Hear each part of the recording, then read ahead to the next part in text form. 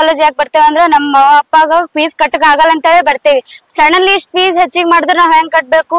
ಈಗ ನಾವು ಇಷ್ಟ ಫೀಸ್ ಕಟ್ಟದಿತ್ತಂದ್ರೆ ನಾವ್ ಬೇರೆ ಪ್ರೈವೇಟ್ ಕಾಲೇಜ್ನಾಗೆ ಕಲಿಬಹುದಾಗಿತ್ತು. ನಮ್ಗ ಅನುಕೂಲ ಇಲ್ಲ ಅಂತ ಹೇಳಿನೇ ನಾವ್ ಇಲ್ಲಿ ಬರ್ಲಿಕತ್ತೀವಿ. AIDS ವಿದ್ಯಾರ್ಥಿ ಸಂಘಟನೆಯಿಂದ ಇವತ್ತೇನು autonomous degree students fees hike ಮಾಡಿದ್ದಾರೆ. ಆಕ್ಚುಲಿ ಫೀಸ್ ಸ್ಟ್ರಕ್ಚರ್ ಈ ಸಲ ಏನ್ ಮಾಡಿದ್ದಾರೆ, 3 ಸಲ ಬಿಡುಗಡೆ ಮಾಡಿದ್ದಾರೆ. ಯಾಕಂದ್ರೆ ಸ್ಟೂಡೆಂಟ್ಸ್ ಅಪೋಸಿಷನ್ ಬರ್ತದ ಇಲ್ಲ ಅನ್ನೋದು ಎಲ್ಲ ಪ್ಲಾನ್ ಪ್ರಕಾರ ಗವರ್ಮೆಂಟ್ ಇದು ರೂಲ್ಸ್ ತಗೊಂಡ್ಬರ್ತಾ ಇದೆ. ಆಮೇಲೆ ನಮ್ಮ ಡಿಮ್ಯಾಂಡ್ ಇಲ್ಲಿ ಇರೋದು, ಎಲ್ಲಾ ಇಲ್ಲಿ ಗವರ್ಮೆಂಟ್ ಕಾಲೇಜ್ಗಳಲ್ಲಿ ಓದುವಂತ ಮಕ್ಕಳು ಎಲ್ಲ ಬಡ ಕುಟುಂಬದಿಂದ ಬಂದಿರುವಂತ ಮಕ್ಕಳು, ಒಂದು ಹೊತ್ತಿನ ಊಟಕ್ಕೆ ಪರದಾಡಂತ ಪರಿಸ್ಥಿತಿಯಲ್ಲಿರುವಂತ ಮಕ್ಕಳು.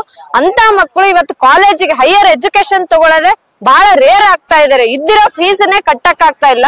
ಇವಾಗ ಮತ್ತೆ 1,500 ಫೀಸ್ ಅನ್ನ ಜಾಸ್ತಿ ಮಾಡಿದ್ರೆ ಬಡ ಮಕ್ಕಳು ಸಂಪೂರ್ಣವಾಗಿ ಎಜುಕೇಶನ್ ಹೈಯರ್ ಎಜುಕೇಶನ್ ಇಂದ ದೂರ ಉಳಿಯುವಂತ ಎಲ್ಲಾ ಹುನ್ನಾರಗಳು ಸರ್ಕಾರ ಮಾಡ್ತಾ ಇದೆ. ಈ ಬಗ್ಗೆ ಸರ್ಕಾರ ಕ್ರಮ ಕೈಗೊಳ್ಬೇಕು. ಯಾಕಂದ್ರೆ ಅಲ್ಲಿ ರೀಸನ್ ಕೊಡ್ತಾ ಇರೋದು, ಸ್ಕಾಲರ್ಶಿಪ್ ಡೈರೆಕ್ಟ್ ಸ್ಟೂಡೆಂಟ್ಸ್ ಅಕೌಂಟಿಗೆ ಹೋಗುತ್ತೆ, ಅದಕ್ಕೆ ಸ್ಟೂಡೆಂಟ್ಸ್ ಇಂದ ಫುಲ್ ಫೀಸ್ ಕಲೆಕ್ಟ್ ಮಾಡ್ಕೋತೀವಿ. ಆದ್ರೆ ಸ್ಕಾಲರ್ಶಿಪ್ 4-5 ವರ್ಷದಿಂದ ಸ್ಕಾಲರ್ಶಿಪ್ ಸರಿಯಾಗಿ ಬರ್ತಾ ಇಲ್ಲ. ಅದಕ್ಕೆ ಗವರ್ಮೆಂಟ್ ಏನ್ ಇದು ಮಾಡಿದಾರೆ ಅಂದ್ರೆ ಫೀಸ್ ಅನ್ನ ಡೈರೆಕ್ಟ್ ಸ್ಟೂಡೆಂಟ್ಸ್ ಇಂದ ವಸೂಲಿ ಮಾಡೋ ಹುನ್ನಾರ ಮಾಡ್ತಾ ಇದಾರೆ. ಇಲ್ಲಿ ನಮ್ಮ ಡಿಮ್ಯಾಂಡ್, ಫೀಸ್ ಸ್ಟ್ರಕ್ಚರ್ ಮೊದಲು ಹೆಂಗಿತ್ತು ಅದೇ ರೀತಿ ಇರಬೇಕು. ಜೊತೆಗೆ ಸ್ಕಾಲರ್ಶಿಪ್ ಏನ್ ಡೈರೆಕ್ಟ್ ಅಕೌಂಟಿಗೆ ಬರ್ತದಂತ ಹೇಳ್ತಾರ, ಅದು ಕಾಲೇಜ್ನವರಿಗೆ ಕೊಡಲಕ್ಕ. ನಾವು ಫೀಸ್ ಕಟ್ಟಿರೋದು ಕನ್ಸೆಷನ್ ಫೀಸೇ ಕಟ್ಟೋದು, ಅಷ್ಟು ದುಡ್ಡು ನಮ್ಮಿಂದ ಕಟ್ಟಕ್ ಆಗಲ್ಲ. ಇದು ನಮ್ಮ ಡಿಮ್ಯಾಂಡ್.